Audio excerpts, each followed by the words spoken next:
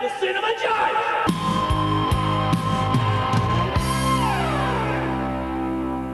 Hello and welcome to the Cinema Judge. I hope my voice finds you well. To all my regulars out there, welcome back. And if you're new to the show, welcome aboard. Now approaching the bench today for your verdict, we have Joyride. Here's the tagline. Joyride follows four Chinese-American friends as they bond and discover the truth of what it means to know and love who you are, while they travel through China in search of one of their birth mothers. Here's a trailer for Joyride. Hi, you guys must be new to town. We just moved from California, which is in America. Oh, we just wondered if you would mind if your daughter played with our daughter? Audrey, say hi. Just a little bit of love makes the world go round. Let's say spy. Just a little bit of love. Slides off limits to ching-chongs. Do you want to be best friends? Look at me, look at me, look at me. To our daughter. It's a big deal, going back to your birth country. We used to talk about it all the time. A grand adventure to find your birth mother. Who needs more parents when I have the two best parents in the world? White people. I'm the hot sauce, I'm on every snack. I talked to Kat. She lives there now. Of course, Kat, actress, your famous college roommate. You know, you both actually have a lot in common. You're both very sexually free? She blew Nick and Joe Jonas. Not Kevin? Not impressed. I am a good girl saving myself for marriage. You sure you don't miss it? Yeah, do it like that. Deadeye's coming, by the way. Your cousin? Deadeye? Where did that come from? You know, I think I get it. Y'all calling me crazy. Baby. They like Brady. I love a grand adventure. Hop out first, lady. Oh, hi. So nice to see an American. What do you do for work? It's the cops are doing a bag check. Oh my God, you're a drug dealer? You're drug dealers now, bitches. We can't get caught with drugs in China. You gonna plug or you gonna play? Group project. Crazy, gotta go crazy, honey. Honey, you good? Are they coming out? Yeah, but only 7, and I think I put in 8. Just push, pull, twist it. It's not a puppet, it's my asshole! I should never come to China. People are always thinking I have this perfect life, but I don't belong anywhere. If you do not know where you come from, how do you know who you are? Let's find your birth mother. Will you guys come with me? Yes, bitch. Ni hao, Lolo. Look at me! Look at me! Our passports are in my suitcase that got stolen. You know who can bypass airport security? K-pop stars. Everyone remember their names? Sassy. Cutie. Lisa. Lisa, 2. I don't believe these girls are singers. Girls, show them. Show them what? You're a fan of Cardi B, right? Yeah. Is she here? There's some whores in this house. There's some whores in this house. There's some whores in this jar. There's some hoes in this house. Now Joyride is directed by Adele Lim, and she's been involved in producing and writing for a long time. Just a couple quick examples. She wrote the screenplay for Crazy Rich Asians, also Raya in The Last Dragon, and she's been involved in so many other projects, just I could go on. And this next interview starts with her, and I love these kind of interviews, where she talks about her and her friends getting together and talking about stories about all their friends, and then they decide, we can make a movie on this. And these kind of stories are just wonderful for all of us to hear, because sometimes just get together and do something and make it happen. Because we all sit around sometimes and just daydream and say, oh, I wish. But these ladies, they stepped up, put their minds together, and they did it. So first we're going to hear from Adele Lim, and then we're going to hear from Cherry and Teresa. She mentions them in the beginning of this interview. And they also talk about the process of writing this movie, but also what inspired them. They mention several movies, and they say, we've never had a movie made from our perspective. So it's really fun listening to those interviews from both the director and her co-writers. So Joyride is about 4 completely different friends who take a trip to Asia searching for one of their birth mothers. And it is a story about belonging and identity and really, the evolution of your friendships and where that goes. Cherry and Teresa and I have been friends for years, and we would just go out to dinner, talk about all our messed up, thirsty, ridiculous friends. And one day we were just talking about it, cracking ourselves up, thinking, we need to write a movie about this. We don't know who's going to want to shoot this or make this, but it'll make us happy. So we would just show up to my house every Thursday and just for the hell of it, break the story. And we just made ourselves laugh nonstop. So we broke the whole story, wrote it up, had a ton of fun doing it, and took it out to the world and wanted to see who would be game to make it. Hi, I'm Chevapravatdumrong, the co-writer and one of the producers on Joyride. I'm from Ann Arbor, Michigan, and this is my first produced movie, and I was a TV writer before this. One of the shows I worked on was Awkwafina is Nora from Queens with Teresa over here. Hi, I'm Teresa Hsiao, also a co-writer and producer of Joyride and co-creator of Awkwafina is Nora from Queens on Comedy Central. And I'm from just outside of Boston. So we're kind of like East Coast, Midwest situation here. The process, it's very hard to pinpoint an exact point because it literally was just making each other laugh, just like having fun as friends.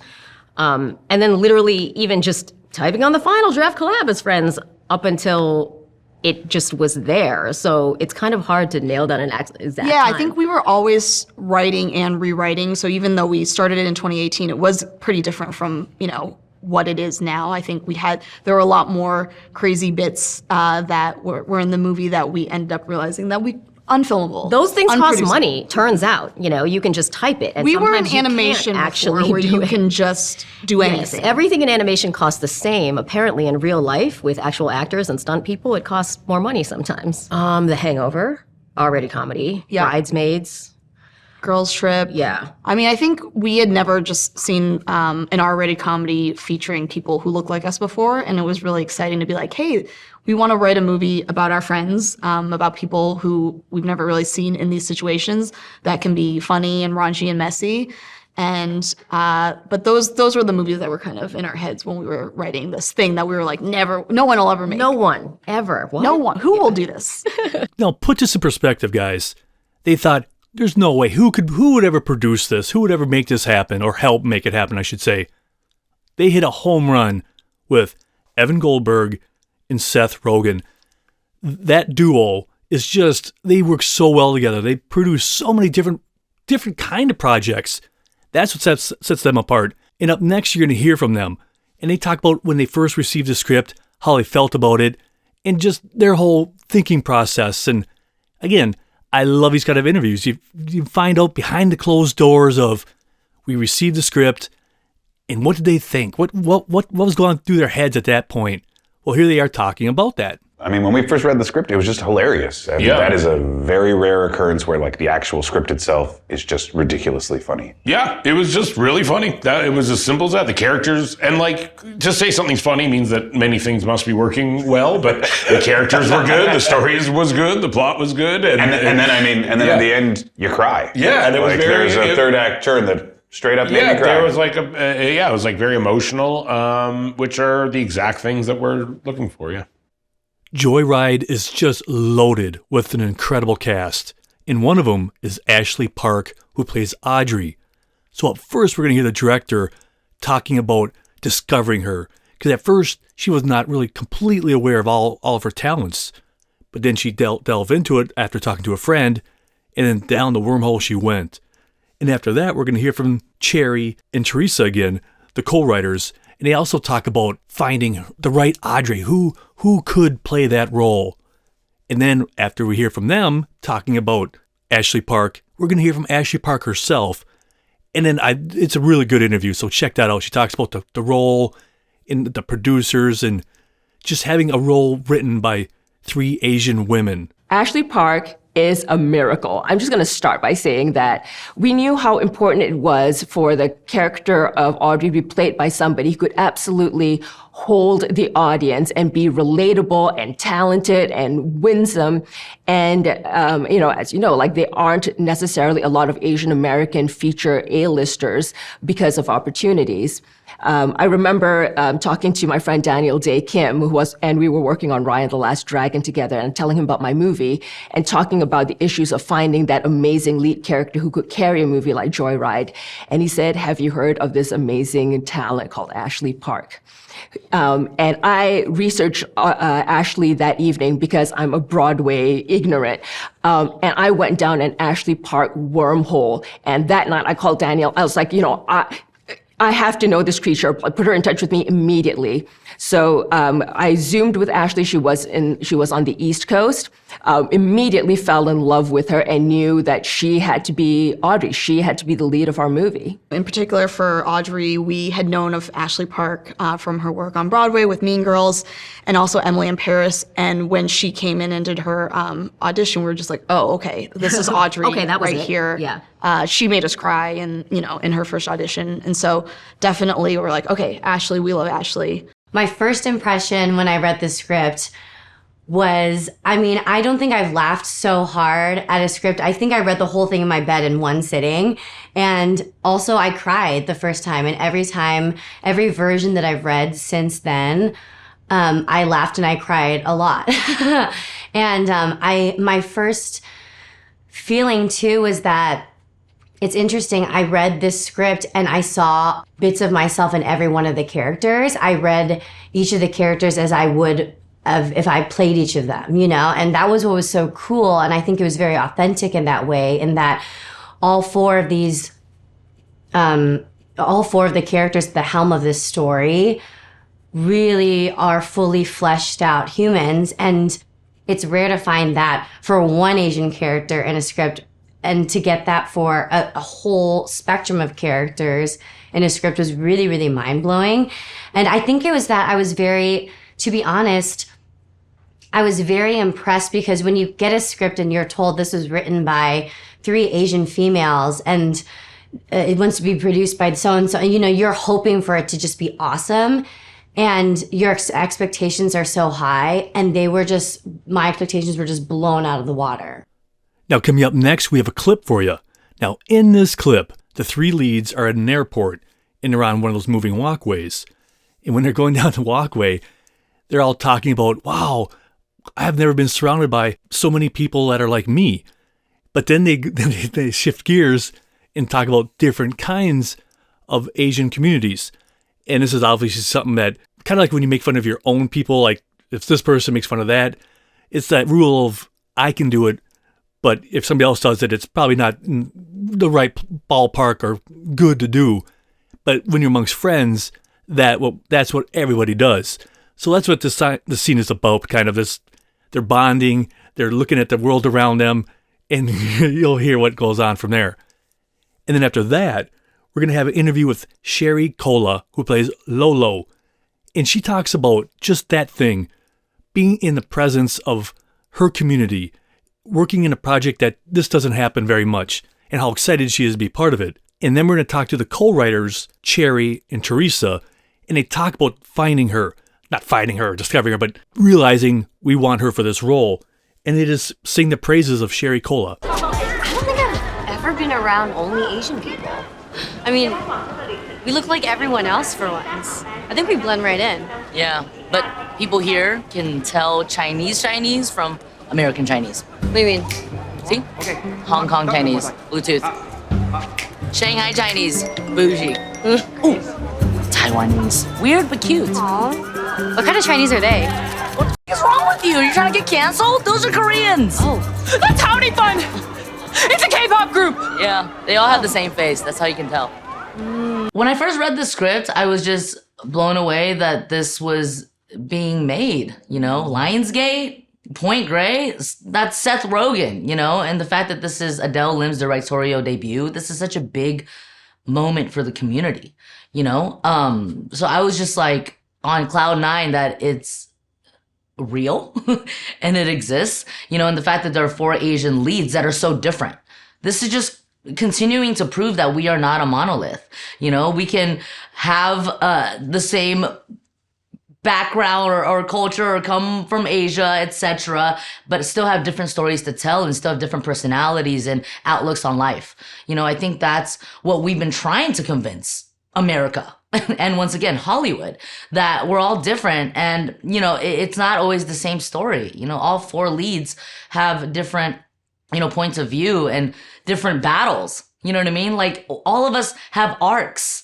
Like, there was a moment on the way home, there was a moment on the way home when Ashley and I were just, tired and just so grateful. And I was thinking like, wow, every single thing we've filmed is a big moment in the movie. Like everything we've shot is important. And she was like, I guess this is what it's like to be leads of a movie. You know what I mean? And it's like in that moment we realized we've never been in this position of actually being prioritized in this way. Sherry Cola, amazing actress. We had known each other socially a little bit. I don't know. I don't think you had. I don't think I had officially met her, but it was like friends of friends and sort of, yeah. Yeah, and she had been on Good Trouble for a long time and just came in with that Lolo energy. We were like, oh. She was Lolo. Now, speaking of Lolo, we have Sherry Cola. And what she talks about is this, about how every character in here has their own voice. They're not all the same, and you get to see them in different roles, not just what some movies always portray people as. And then, after that, we have a scene for you, because in that interview, she talks about all the things that this movie's about, and she talks about sex. And in that clip, we have her talking to a guy about the sounds of sex. It is so hilarious, hysterical. Like you will be crying, you will be peeing. And at the same time, you'll just be tugged at the heartstrings because, it's about family. It's about friendship. It's about, belonging. It's about who you are. It's about identity. It's about culture. And it's also about sex. You know what I mean? And for us to show all of those layers, and not just be good at math, not just be, a nail technician, like we've seen all of that. We've seen us in these supporting characters, that don't have a voice. And fully, these 4 characters have a voice. How do you come up with this stuff? I just want people to be more body positive. Sex isn't shameful. It's beautiful. Like the noises. Yeah. Come on.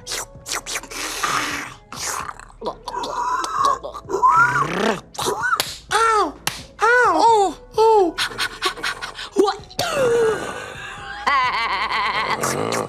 I'm into that.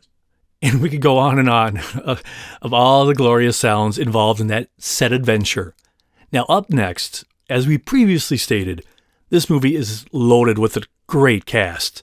In the character Kat, played by Stephanie Hsu, and if I'm saying that wrong, I truly apologize, it's HSU. She plays Kat. So up next, we're going to hear from the director talking about when she met with her, she just knew she was going to be that part. And then right after that, we're going to hear from Stephanie, and she's going to talk about getting the role. But the really best part about this interview is she talks about basically before she was a star, what she was doing when she was going to go for the audition and all that stuff. And I'll just let her tell the story, but I personally find it so cool.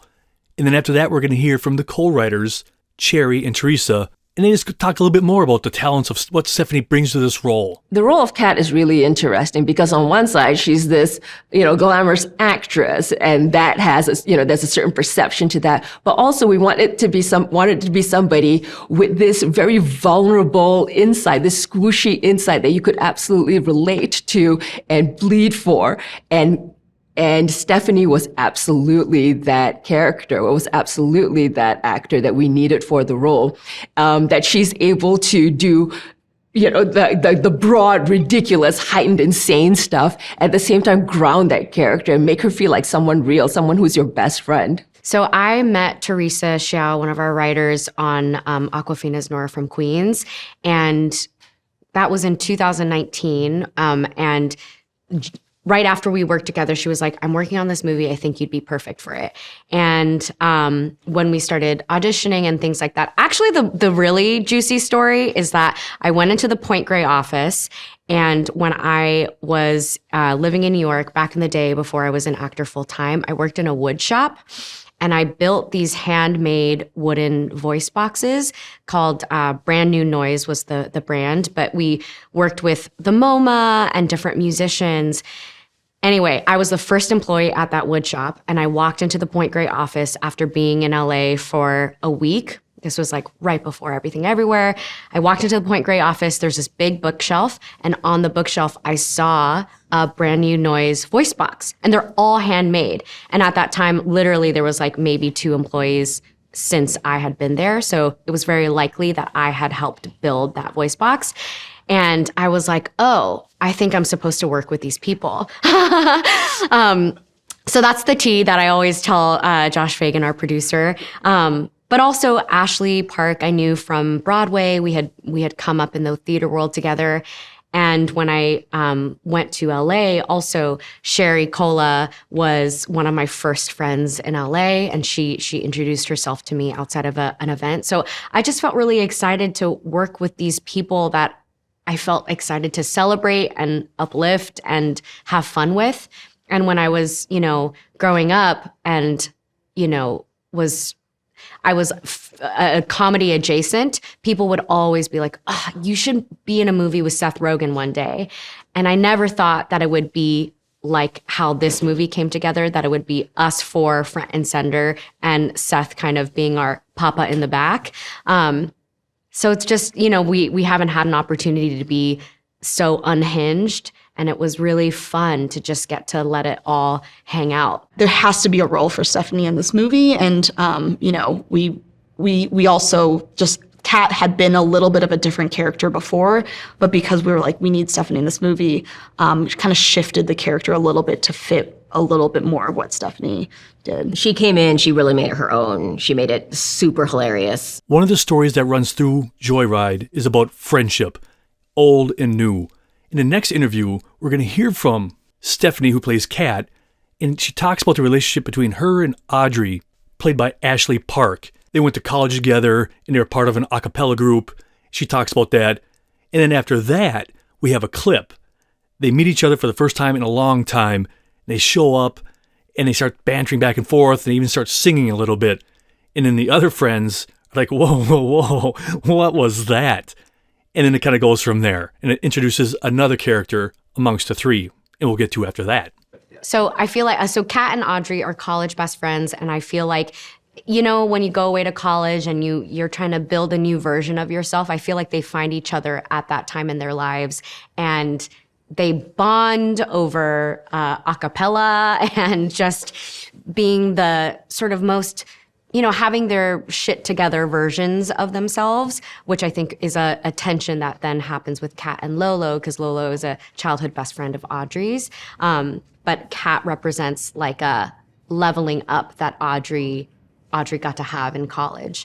And I think they're really, really good friends, but I think what's so beautiful is that they also fail each other, and there are ways in which they are so self-absorbed or self-involved that they don't always have each other's best interest in mind, which I think kind of comes to a head in the film. Bravo! Encore!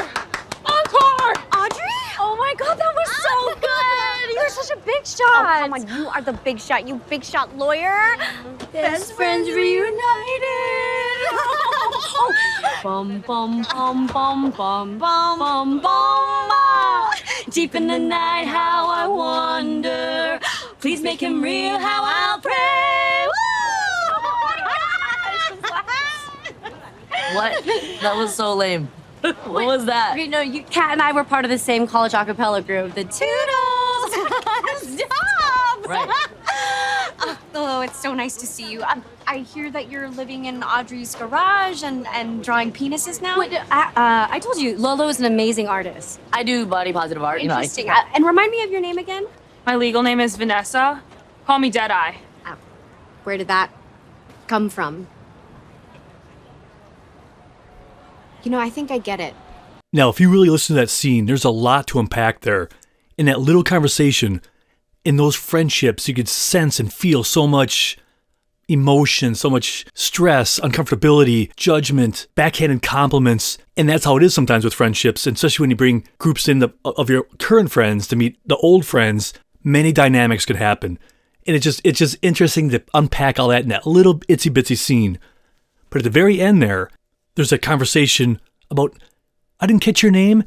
And then they say, Deadeye, call me Deadeye. And it's just, where does that come from?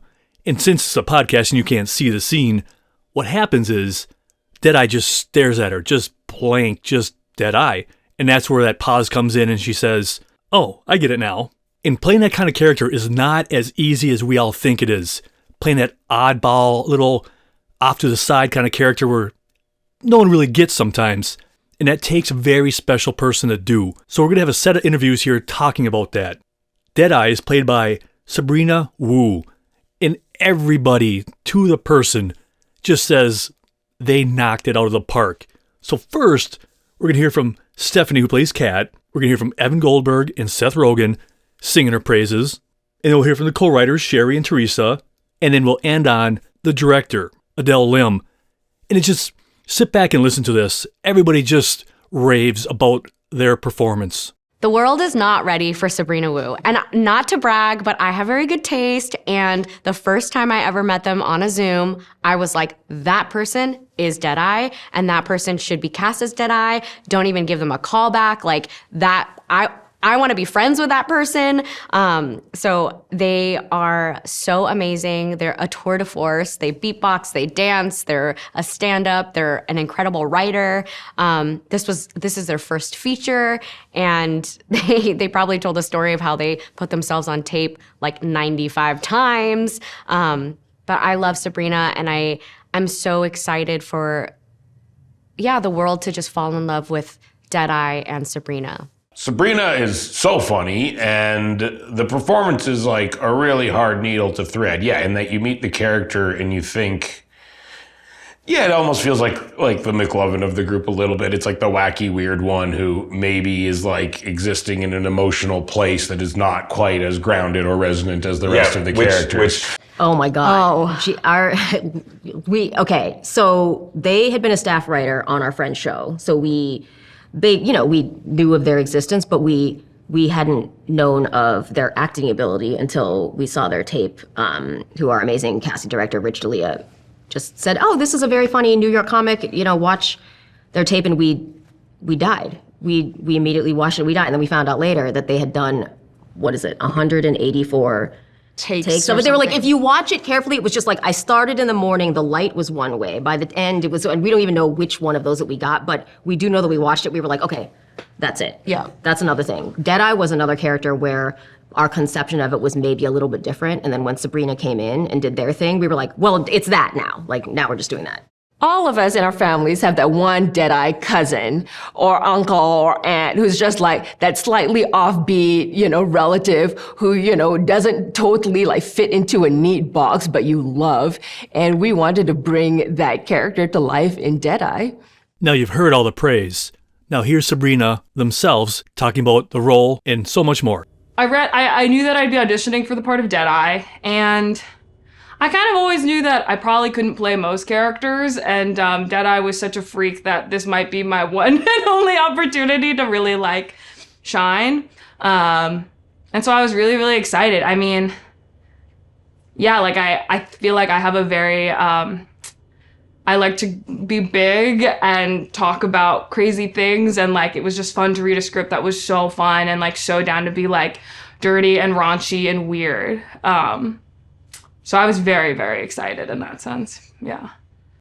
Now we're going to shift gears just a itsy bitsy bit. In this next interview, we're going to hear from the director, and she's just going to talk about the hot guys that they cast for this film and how all that went. And immediately after that, we're going to have a scene with one of those hot guys, and this is what it is. They're at the wedding rehearsal type situation, and the couple is sitting there saying their words, and then it comes out that the woman who's going to get married, she's telling him that, well, I'm pure as snow, if you will, for lack of a better word. And her friends are like, what? Whoa, pump the brakes. What about when this happened and that happened? Oh, no. It's not like that. And at the end there, when you hear all these noises, it's just those two making out heavily as they're saying goodbye to each other. And one of the final lines in this one is just priceless. You hear it all the time in certain parts of the, people who are doing certain practices, if you will. Anyway, here's the interview, then the scene. our three hottie guys, Chris Pang, Alexander Hodge, Desmond Cham, who are, by the way, all personal friends of ours. I just got on the phone with all of them pretty much and said, we have this crazy movie that we're shooting and I'm directing. It's probably going to be no money and you're going to probably have your shirt off and look hot. So just do it. Just show up and do it. And they did. Like our community comes through. I thank God every day for bringing us together. Oh, are you two What? Bible thumpers? Oh, I have always been a woman of God. I mean, remember that was one of the first things I told you when we met, right, Audrey? That I am a good Christian girl saving myself for marriage. Wait, what? Wait. You two have never had sex. Our connection is based on spiritual, not physical intimacy. Did you have a spiritual connection when the Jonas Brothers were Eiffel Towering you? No, Oh my God, that's so funny. I love Paris. Right? I gotta go. You good? You need anything? I'm good, my love. Thank you. Okay, come here. Aw.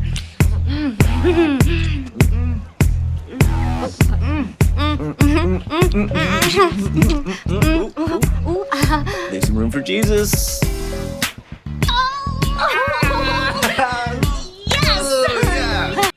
Now, coming up next, we have the director, and she's going to talk a little bit more about the triangle of friendship, which is, everybody goes through that, but it's really prominent in the female world, and I'm not just saying that, she says that, so I'm just repeating what she's about to say. But she talks about that, about the utter complexities of all that when that stuff goes down. And then we're going to hear from Sherry Cola, who plays Lolo, and she's going to talk a little bit more about her character. And it's fun to get inside of her head and how much she really appreciates the character. And then we're going to have a clip. And in that clip, we have Lolo and Kat, and all the ladies are at this bar. And they're playing basically a rock, paper, scissors. But they call it something else. You'll hear it in the clip. Basically, you do rock, paper, scissors, and then you end up slapping the other person. So those two, who have all this energy between them, go out there and they start doing that, and then whap, whap, whap, whap, whap. So we go from hot guys scene to girl fight. Come on, what more do you need? The triangle of friendship, particularly with female friendships, that's something that most women can relate to, of feeling that your friend is outgrowing you, or feeling, worried that, someone is going to emotionally leave you, being jealous of the new, shinier, better friend. And that's one of the relationships that I am most proud of in the movie, because it starts from a place of total contention and conflict, and they could not be more different. One's this artsy penis obsessed artist, and the other one is this actress with all this finesse who would never dream of saying the word penis. And by getting into this journey and getting messy and nasty and really hashing it all out, they end up in this really amazing close place, and probably as close as, each of their relationships to Audrey. So Lolo Chen, so this is her tattoo that says free spirit. I might get this permanently tattooed. That's how much this character means to me, and how much it parallels my life, to be honest. She lives out loud. She's very unapologetic. She's raunchy. She's kind of a loose cannon and outspoken. Things that come out of her mouth are, just wild. You know what I mean? And she's so just sexually confident in a sense, but at the same time, there are so many insecurities. She's not where she wants to be in her career. She's an artist, and she's very expressive, and she puts her heart into her work, but she's not ready to show the world. And I think we can all, relate to that. Oh, high five! Let's play! Oh, is this a drinking game? What are the rules?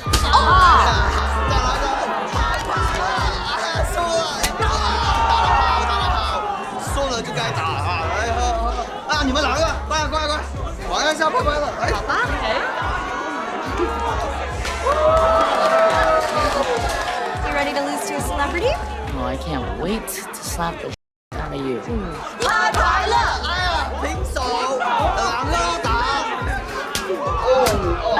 Oh, okay. 他们在玩什么？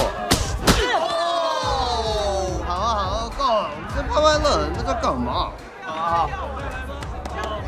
？Audrey，到我们了。 You and me. You and me. Yeah. Let's Go! Yeah, you're evens, okay? You got this. Close the deal. That's my bitch.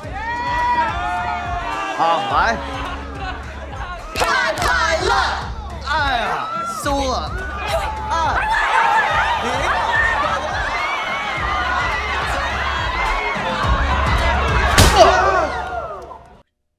See? Girl fight. What more do you need? Now, often, when you see these kind of movies where it's a group of people, you wonder how the chemistry is. You wonder how they get along off camera. So up next, we're going to hear from Stephanie Hsu, and she talks about that, and talks about how they really did grow together, and they'd order out food and just become part of one giant group. And personally, that always makes me feel more apt to see a movie then, because you know they're buddies, they got along, they were having fun together, and that 99% of the time translates to the product. Because if they're having fun off camera, you know the natural fluidity of the scene is going to be a lot more natural and fun because they get along with each other and they trust each other. And that's the key. Because when you're out there acting, you're just not reading line after line after line. You're naked, you're vulnerable. You count on this other person to carry you and them to carry, and vice versa. It's a very trusting environment that you need to feel safe. Because if you don't, the scene looks just bad, and then you look dead in the eyes. Not dead eye, but you know what I'm saying. But that's kind of important. Well, very important. You need to have that trust, and that's what she talks about. It's a really cool interview. And then after that, we're going to hear from the director talking about the K-pop scene. There's a scene in this movie where they dress up as K-pop singers because they need to get to the airport. So they all dress up in their own characters. And that's the scene you're going to hear. They'll be walking down like the air ramp or somewhere by the airport. And they're all talking to each other. Okay, do you know your characters? Let's get this right. And they're all just trying to get focused because they have to be able to get through security. So this is kind of a really fun scene. And I know nothing about K-pop, but I know, I know of it. But I'm not like dialed in or anything like that. But still, it's kind of a funny scene. I think Ashley called it the summer camp we never got to go to when we were kids. And it really did feel like that. In Vancouver, we all stayed in the same apartment and we would rap like long hours. And then we would always end up in somebody's room and get like Asian takeout. One day, the first week of filming after the Theragun scene, that Friday we had to film the Theragun scene. And I remember I wrapped at like 3 a.m. We got back to the apartment and I texted the group and I was like, hey, are you guys up? I just wrapped. And they were like, yeah, we're in Sherry's room. And I go into the room and they had a whole charcuterie board and they were binge watching Squid Game without me because that was the week that it came out. But they stayed up until 6 in the morning and I couldn't catch up at that point. So I just went to bed, but they stayed up until 6 in the morning watching the entire season. And I guess it's pretty rare. Not rare, but it was a very special kind of camaraderie that we have. And we're all very different, but the chemistry between us is really special. And we do take really good care of each other. And I think also it was so fun to we ate such good food. Like we would always just eat such good Asian food. And it was so nice. Sherry likes to order as if it were end times. She's actually gotten better, but she's like always ordering every single thing on the menu, so we were very well fed. The K-pop scene is one of my favorite sequences in the movie. It was baked into the beginning of it because Cherry, Teresa, and I, and probably the whole world, are huge fans of K-pop, and we thought this would be the perfect movie to platform one of those sequences. The look was going to be joyful and fun and wish fulfillment because truly, what woman or gay man hasn't wanted to be part of a K-pop group? When Beverly Hyun came up with the looks for them, we saw it just even in concept. I remember saying like, I have no notes. Like this is completely perfect. And not just that it looked like a fantasy K-pop costume, but it also channeled each of the characters. Like the look of Audrey is very different from the look of Kat's, and Deadeye's look is just like, mwah, money.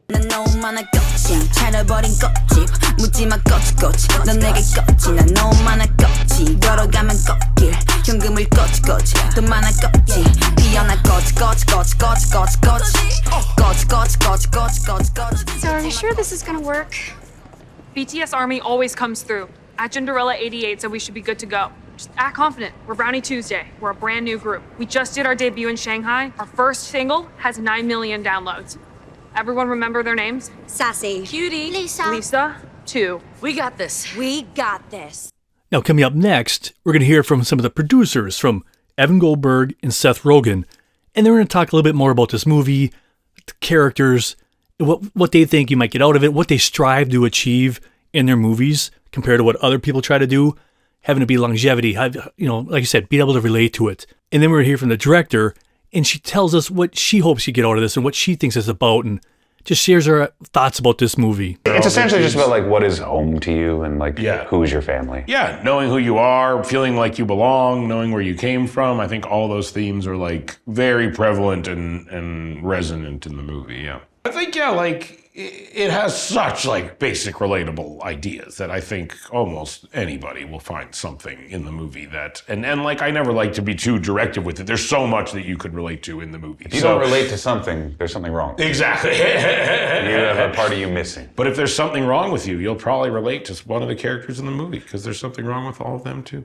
We love making like surprisingly emotional but extremely funny films that are raunchy, and then that raunch maybe makes you cry a little in the end and then laugh a little more. Yeah, exactly. I think like there's not a lot of people who even seem that interested in trying to make big comedic R-rated movies that really destroy in a theater and stand the test of time, hopefully, and have something in them in like an emotional way that resonates for years and years and years to come. And it's something, that we genuinely love doing and that we've been more good at than bad at over the years. So we'll keep trying. This movie is about friendship and some bad sequences that we wish we got into with our friends. It is this insane, joy-filled, bananas romp that you wish you took with your 4 friends, and getting into like the most insane, sometimes dangerous, very sexually inappropriate situations, and like coming out on the other side, surviving and being stronger for it. Well, I hope you enjoyed our in-depth look at Joyride. Now, if you guys have any questions, comments, concerns, any way to improve the show, let me know, because I can't grow if I don't know. Go to cinemajudge@hotmail.com and let me know. Or you can go to Instagram, The Cinema Judge. You can also go to Threads, also there, The Cinema Judge. Drop me a line. I'm on YouTube. I'm on most platforms out there. So if you want to drop me a line to say, do better, or this is what I like about your show, feel free. Like I said, go to YouTube, whatever you want to do. Or if you're ever on the Meta Universe, go to Horizon Worlds. I'm there often, just talking to people, talking movies. Just look up Cinema Judge. I'm usually rolling around somewhere out there. There's Funhouse. There's this Titanic one now, where you get to be on the Titanic when it sinks. And there's this other one where you're digging for like gold, or it's there's so many things out there, and there's all these creative people, like not like me, but people like you and me, who create their own little worlds. So I often just go there, visit, and talk movies, what have you.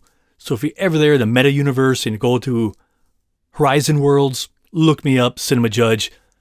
I'm usually there late at night. If you want to chat, I'm more than happy to do it. I love it. Now, if you're a first-time listener, you might not know this. This is originally a TV show. And if you want to watch this on demand whenever you want, go to bit.ly/cinemajudge.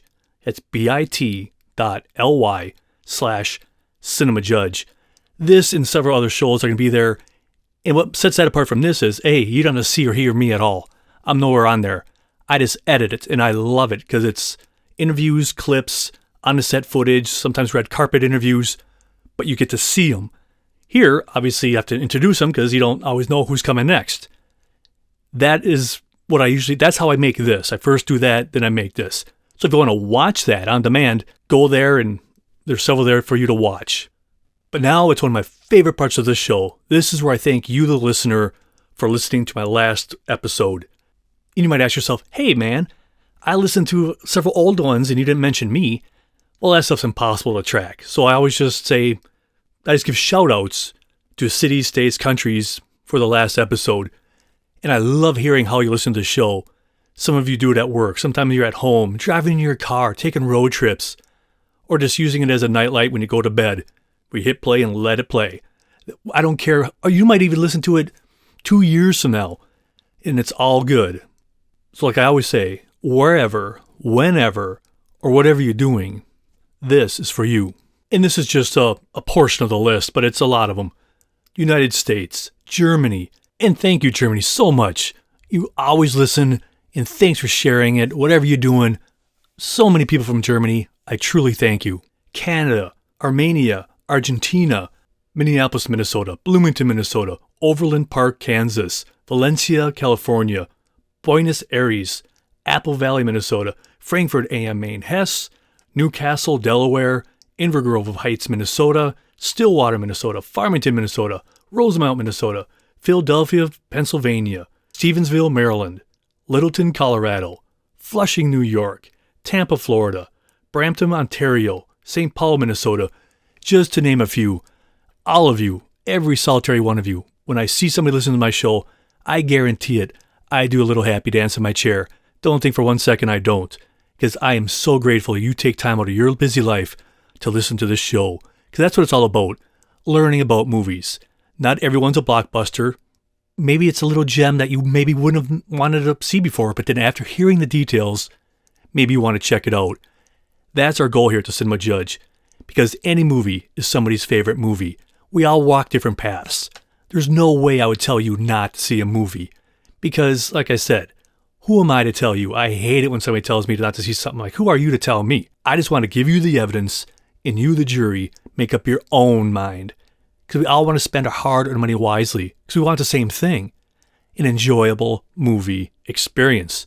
It's that easy, that simple. Now, this week's bourbon shout-out goes out to, since this was all about friends, past and current, I really wanted to give a shout-out to all those friends that I've known that have got me here. You guys have stayed with me, put up with all my, jazz for so many years, from growing up when I was a kid, high school, junior high, whatever. You guys always stayed with me, and I can't believe we're still here to tell the stories. To every solitary one of you, and you know who you are, cheers. But now it's time for the music section. This is about what I listened to when I was making the TV version, which becomes this. And that's where I'm at my ultimate freedom, happy place. I'm doing a movie stuff, listen to music. I'm in heaven, because I don't have to worry about talking or anything like this. It's just me cranking tunes. And I was thinking when I started making this, I go, well, maybe I will listen to some K-pop. But I don't know really anything about K-pop or even where to start. So I was like, well, you know what? I don't want to get lost and not listen to something that's really good, or get distracted. Or if I get stuck listening to it too much, then I don't get anything done. And that's the rub. I got to remind people, if I sometimes listen to something too new that I've never heard, I'm going to sit there and try to delve in and listen to it. Because all music is good, but then I won't be able to do the show. So most often than not, I'm throwing down in the background or cranking up tunes of stuff I've known most of my life. So I know what songs come in next and what have you. So this week I was kind of all over the place on this episode, because so many things are going through your head when you're trying to get in the mode and mood of a show. I first started off because I have on my listening devices here, I have Amazon Music Unlimited. So I have files like probably all you guys do on whatever platform you have. I first started playing my one-hit wonders, or I should call it one few hits, because every band usually has more than just one. So I started off on that. I was getting in that groove, and then I threw on some ELO, that's Electric Light Orchestra. If you've never listened to ELO, do yourself a massive favor. Just put on their very best of, and that's a great place to start. And it's just loaded with tunes. And one of my ultimate favorite of theirs, I have tons of them. It's hard to pick my favorite. But I'm always such a huge fan of Telephone Line. There's so many times in my life where it just rang true. So Telephone Line, if you've never heard that by ELO, throw it down, find it somewhere. Definitely worth your time. They have dozens of other hits. That's just one, but that's just one of my personal favorites. And then I moved on to Journey. Who doesn't love Journey? So I put on their greatest hits. Again, can you ask for anything more? Every tune is just yep, yep, yep, yep, yep, yep, yep. My only dream is one day, and this is nothing against the new guy who's filling in, but I think everybody from most generations would just flock to the concert. If they did one more tour, just do one more with Steve Perry. That would be all of us dreams come true. That would be like, okay, shut her all down. We've seen it. Steve Perry, Journey, one more. Give us one more. And I wasn't finished with the show yet. So then I moved on to some of my favorite ones from Quiet Riot. They have some great tunes. Slick Black Cadillac, Thunderbirds, or I should say Thunderbird, great song. I mean, so on and so forth. That's just a couple of them, but those two I just love. And then I went off to a little mellower side after a while, because like I said, this one took a while for me to do. I threw down some ABBA. That's right, ABBA. I put on their greatest hits, and also their newest album, Voyagers, I think it's called. Spectacular album. If you ever want to find out what they've done lately, check out that. Of course, the greatest hits. Of course, that's just bar none. It's awesome. And I even threw on some Barry Manilow. That's right, I did. But it got me through. That's just some of the stuff I was listening to when I was doing the TV version. Well, that is it. My glass awaits. So cheers to you and to the movies. So until next time, be well, be good, and I'm gone. I'm Jeff. Thanks for listening to The Cinema Judge.